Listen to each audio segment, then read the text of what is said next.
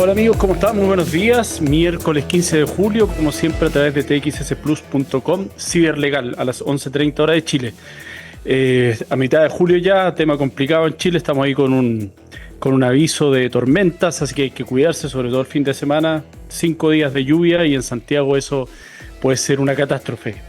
Hoy día vamos a ver un tema a propósito de catástrofe ya en lo digital, que viene, así como lo hicimos en el mes de junio, respecto de una serie de acontecimientos que ocurrieron con esta empresa familiar de este fundador imaginario que estamos usando para poder ir viendo cómo se profesionaliza una empresa desde el punto de vista corporativo, pero también desde el punto de vista digital, que es lo que nos interesa en Ciberlegal, es cómo desde la semana pasada que vimos esta escena ya de que llega el ransomware después de este fin de semana largo, de las fiestas, qué es lo que ocurre, cómo se activó el protocolo, llamamos al directorio de emergencia, el directorio llamó al abogado, al ingeniero informático, al perito para que hiciéramos un levantamiento cuál es el daño que ocurría y logramos zafar en cierta medida esto.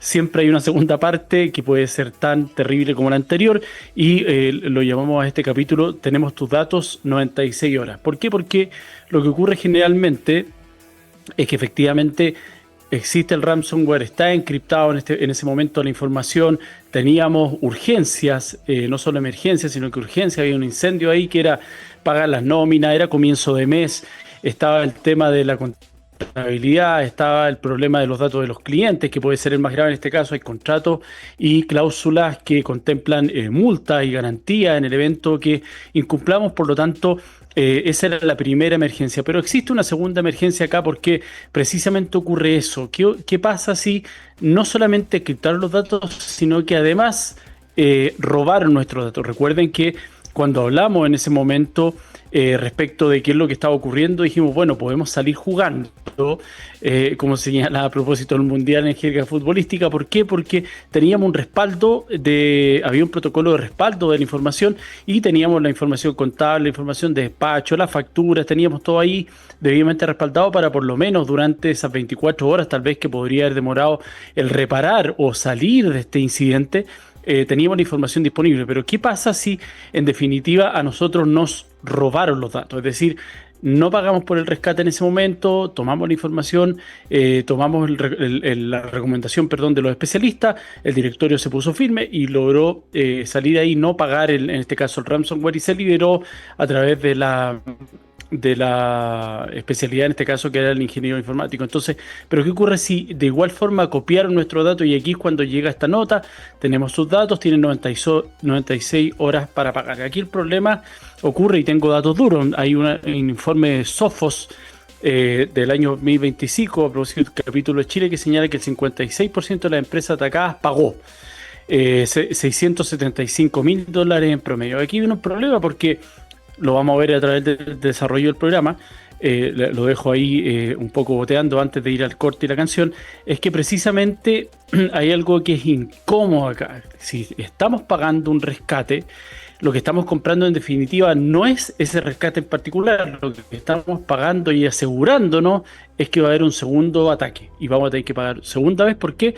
Porque vamos a pasar a ser nominado dentro de estos ciberdelincuentes como una empresa pagadora, y ese es el riesgo que estamos corriendo al pagar.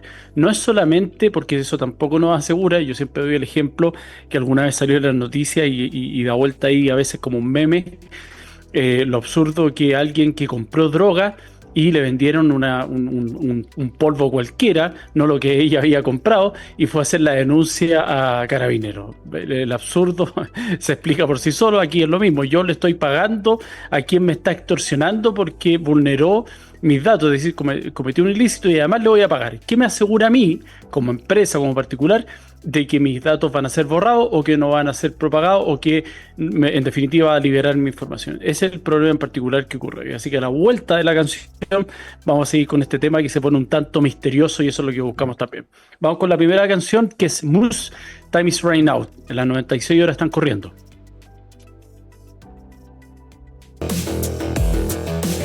Ya amigos, estamos de vuelta, como siempre miércoles a las 11:30 a través de las pantallas de txsplus.com. Recuerden además que todos los capítulos están alojados ahí en el podcast y también en el YouTube de Ciberlegal, donde nos pueden seguir. Este programa además es una continuación de la columna que yo publico los días lunes, que es un poco más extensa y en profundidad en LinkedIn, que también pueden seguir ahí el hilo conductor de la misma, obviamente con más datos y un poco el reflejo de lo que hablamos hoy día acá. Volviendo, estamos en este plazo arbitrario que nos dan, en este caso los ciberdelincuentes, 96 horas para pagar, o en caso contrario la extorsión es que se va a liberar la información y nos envían además un correo en donde está esta amenaza, pero además existe una muestra en cierta medida aleatoria de cuál es la información que tienen, parte de la contabilidad, parte de los datos que ellos robaron acá, que por ejemplo la base de clientes, estado financiero. Entonces obviamente eso detona en cierta medida el pánico dentro de la empresa, es decir, zafamos de que tenían encriptada y guardada nuestra información, pero además nos dicen que ellos lograron extraer una copia. En ese caso, el respaldo que nosotros tengamos no nos sirve de nada, porque ellos ya tienen una copia de la información, que eso es lo grave en definitiva frente a un ciberataque. Entonces, si nosotros analizamos desde el punto de vista psicológico, la nota tiene, que es lo que se denomina, lo hemos hablado en otro programa, desde el punto de vista no tanto de la tecnología, sino que precisamente de la psicología, la ingeniería social, que en definitiva es hackear el cerebro humano. Lo que hacen ellos acá es poner ciertos detonantes. Obviamente hay un plazo fatal, que son estas 96 horas, el reloj que empieza a avanzar rápidamente. Está la amenaza vedada en este caso, que es que van a liberar la información que ellos tienen, nos dan una muestra de la información y nos indican que se debe hacer un pago en cierta medida a través de criptomonedas, obviamente en una cuenta que ellos determinen, que esa cuenta después obviamente no es rastreable en el evento que efectuemos las denuncias de rigor. Y generalmente estos ciberdelincuentes ni siquiera están alojados en Chile, sino que operan desde el extranjero y a través de VPN dinámicas y una serie de herramientas tecnológicas que usan obviamente para poder zafar en el evento que existe una investigación. A quien cito siempre acá, que a Kahneman, respecto de la forma de pensar rápido y pensar lento, precisamente habla que el sistema rápido acá, el intuitivo, es el que en este caso adora los atajos, y lo que primero que va a hacer es tratar de pagar para salir del problema, en este caso que le está causando a la empresa, y el miedo que le provoca la amenaza de que si liberen los datos, ya sea frente al mercado, que lo vamos a ver más adelante cuáles son las consecuencias de esto, o en particular frente a los clientes. Yo he visto en salas de directorio, en comités de gestión, cuando ocurren incluso elementos internos que alguien dice, oye, copiamos, o lo típico que ocurre, oiga, voy a enviar un correo a Juan Pablo López. En mi caso hay un Juan Pablo López humorista, pero por ejemplo uno pone la J y muchas veces sale uno ve el nombre Juan Pablo López y lo pincha, y después se da cuenta que se lo envió a Juan Pablo de Sánchez, un colaborador de otra empresa, una contraparte o lo que sea, y por ejemplo juntamos en el correo los estados financieros. Entonces ahí yo he visto incluso terror en estos ejecutivos, pero lo logran en cierta medida suavizar, y llaman y reparan, tratan de recuperar el correo. Acá a mí varias veces de hecho me han llegado correos que digo de inmediato, oye, me llegó este correo por error, lo borré, no abrí los adjuntos para su tranquilidad, porque obviamente sé lo que puede causar en alguien que cometió este error u horror. Pero he visto incluso estos ejecutivos que negocian con sindicatos, que no se les mueve ahí ni un pelo al negociar con ellos. Lo he visto aterrorizados cuando ocurren este tipo, como les digo, de incidentes. Entonces, lo que tenemos que entender acá es que si bien la promesa de pagar, o el pagar se siente en cierta medida, que tengo la llave, tengo el control, oye, vamos a pagar, ya son $500,000, pero el daño reputacional que tenemos puede ser mucho mayor, podemos perder clientes. Tenemos un contrato que ahí dentro de la base de clientes que nos enviaron estaba este retail grande que nosotros manejamos información de él, y hay una cláusula que habla de $1 millón, que sería la pena en el evento de que tengamos una pérdida de información de ellos, y precisamente lo que nos enviaron, porque saben obviamente, es una muestra de la información de esa empresa en particular. Entonces ahí el problema surge, y hay datos aquí reales. El NCS británico habla de que la víctima nunca va a poder estar segura de si los datos que se prometieron borrar después del pago efectivamente ocurrió. Hay otro dato de operación Cronos 2024 que en el desmantelamiento de Lockbit, la policía británica encontró los servidores del grupo datos de víctimas que habían pagado. Es decir, ellos pagaron por el rescate y aún así los datos siguieron estando ahí porque, como les dije yo la vez anterior, generalmente estos ciberdelincuentes tienen redes. Así como operan los pedófilos digitales a través de los grooming que tienen estas redes que atacan a menores y que se comparten información de menores que han sido vulnerados. En este caso, las empresas que son realmente empresas, yo me decía un amigo, oye, estos tipos parecen empresarios, son empresas que están dedicadas en este caso a ciberdelito. Tienen departamentos de recursos humanos, departamentos de marketing, que crean cómo hacer enganchar o pinchar literalmente a las personas a través de, como les dije, la ingeniería social. Entonces, nada a mí me dice que si yo pago, el día de mañana voy a efectivamente se van a borrar mis datos o no me van a volver a extorsionar, perdón, no ahora este cliente externo en particular, este ciberdelincuente, sino que un tercero a quien, por ejemplo, se le vendió esa información, si estos tipos son efectivamente mercenarios. Entonces, aquí si nosotros quisiéramos hacer un poco el símil con los secuestros en vivo, y hay películas, secuestros, perdón, de personas. Hay acuerdos que se tomaron en el año 2023 por una serie de gobiernos en la cuales secuestraban a sus ciudadanos, por ejemplo, de embajadas que estaban en el extranjero, que llegaron a acuerdos de no pagar, porque el pagar le aseguraba tener un nuevo secuestro.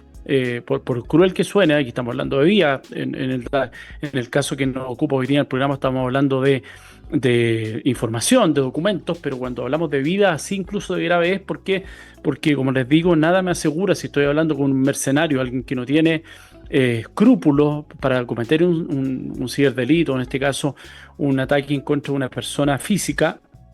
Lo más probable es que lo vuelva a realizar porque me pagaron ya una vez $500,000, $1,000,000, lo que sea, va a volver al ataque. Entonces, lo que tenemos que tener claro acá es que la negociación debe ser dura en el sentido de mantenerme sereno, mantenerme estable en que no voy a realizar el pago y empezar a activar los protocolos internos, que se los voy a hablar también al cierre un poco cuáles son, porque el cliente, como les digo, para ellos los ciberdelincuentes, soy un cliente como que fui víctima obviamente de un ciberdelito, ese cliente me va a pagar o no me va a pagar, y ellos tienen catalogado, como les digo yo, que el cliente que paga va a volver, es un cliente repagador. Hay un estudio también que es de Coveware, que es del tercer trimestre del año pasado, el 2025, que señala que solo el 23% que pagó una extorsión por publicación de datos baja hoy día a 19%. Es decir, hay una conciencia alta, sinónimo, pago, no me van a seguir extorsionando, que como les digo no es real. Entonces aquí yo tengo que estar pendiente de 3 audiencias que me están mirando cuando yo soy víctima de un ciberdelito. Eso lo hemos visto aquí con ciberdelitos que han ocurrido, particularmente el ransomware en grandes empresas, que obviamente no las vamos a nombrar, pero ¿qué es lo que ocurre? Esto se trasciende el mercado. Primero el mercado, uno está en chat ahí de temas de ciberseguridad, donde dicen, oye, mira, hay una empresa que está bajo ataque, sufre un ransomware, llevan 12 horas secuestrados. Entonces ahí primero quienes están mirando esto son los demás atacantes, que obviamente entienden que si el tipo paga, bueno, me pongo la fila y en masa y voy a empezar a atacarlo yo también, porque si le pagó al de anterior me va a tener que pagar a mí seguramente, porque esa es la política del terror que ellos tienen asumido. La segunda audiencia que está mirando acá es la competencia, porque la competencia obviamente lo que va a hacer es usar de manera comercial el incidente que yo sufrí. Nosotros sí aseguramos nuestros datos, y en el evento de que seamos víctimas de un ciberataque no vamos a pagar y van a sacar todos estos estudios que les estoy indicando.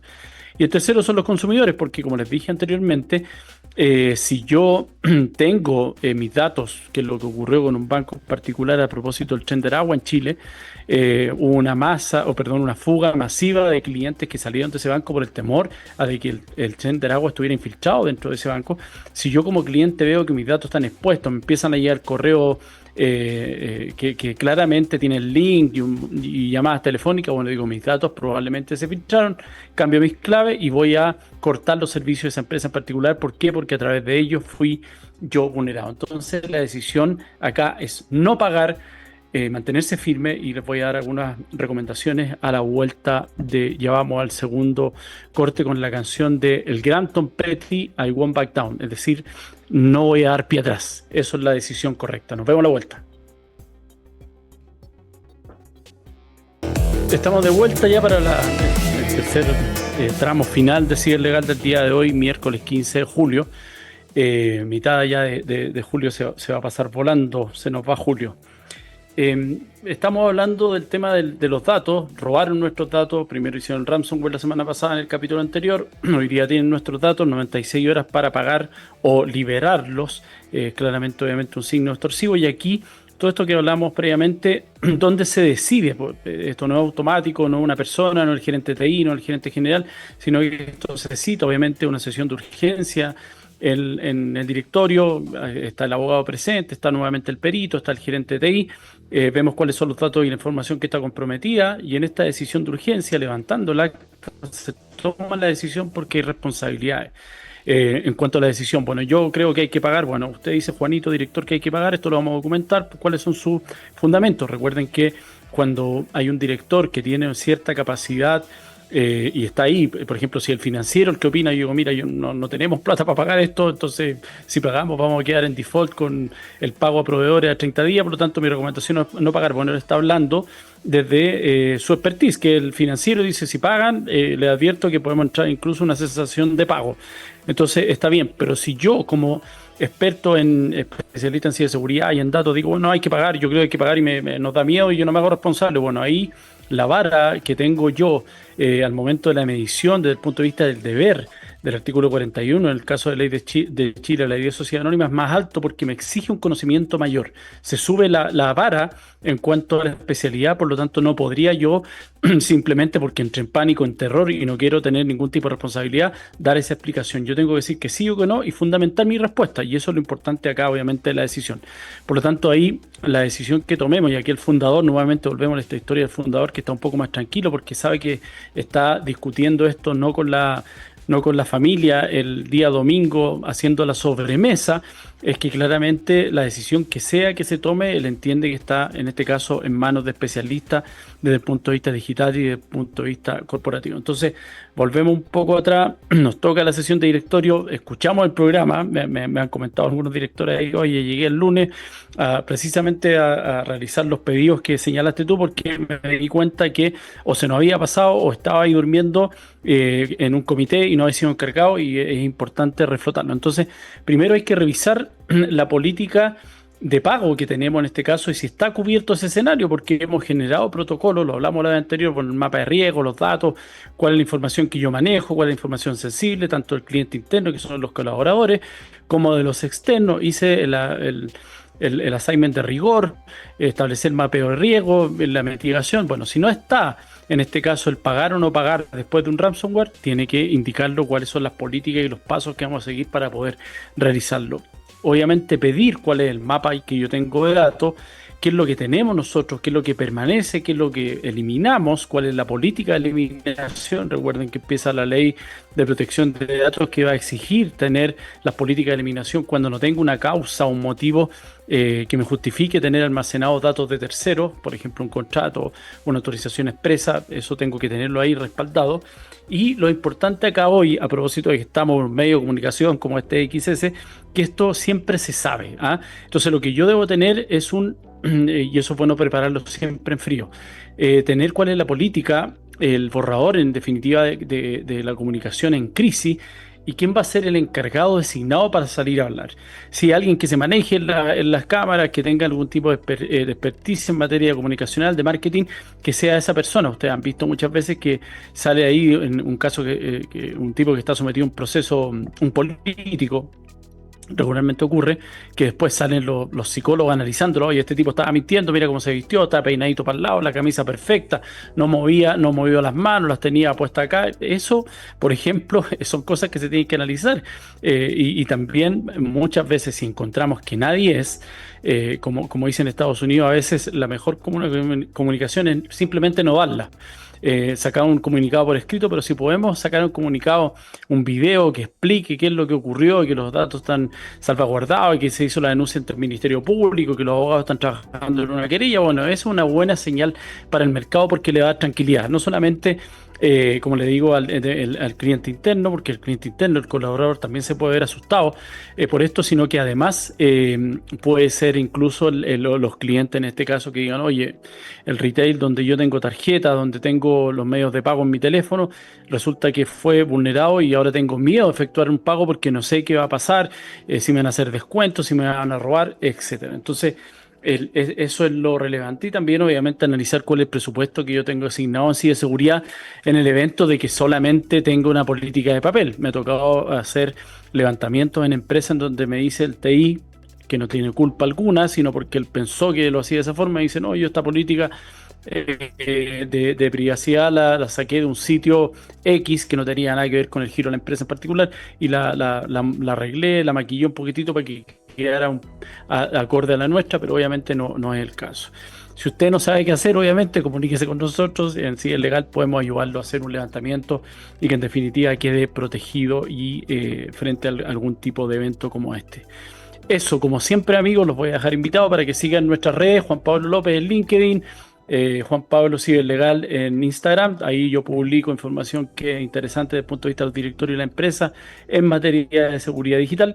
En la columna los días lunes se pueden suscribir ahí, tenemos 5.000 suscriptores que todos los lunes ahí nos comentan las columnas y como les digo una extensión además de este programa respecto de la columna del día lunes y todos los capítulos que han alojado el podcast de txsplus.com y como siempre nos vemos el próximo miércoles ya 22 de julio a las 11:30 a través de txsplus.com. Les dejo un abrazo y cuídense porque viene un fuerte temporal en Santiago y en Chile en general. Un abrazo grande.